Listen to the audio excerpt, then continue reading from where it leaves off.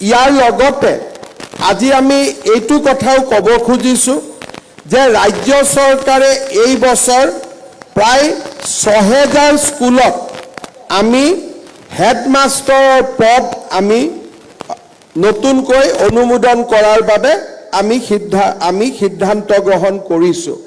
এতিয়া আজি স্থায়ী হোৱা শিক্ষকসকলেও সেই প্ৰধান শিক্ষক হোৱাৰ স্কুলৰ ছিনিয়ৰিটিৰ ভিত্তিত এটা সুবিধা লাভ কৰিব, যিটো আপোনালোকৰ বহুজনৰ বাবে যদি চুক্তিবদ্ধ শিক্ষক হৈ থাকিলে আমি হেডমাষ্টাৰ কৰিব নোৱাৰিলোহেঁতেন। এতিয়া যিহেতু আপোনালোক স্থায়ীভাৱে নিযুক্তি হ'ল, সেই ৬,০০০ পদতো হেডমাষ্টাৰলৈকে যাবৰ বাবেও আপোনালোকৰ সুবিধা মুকলি হৈ ৰৈ যাব।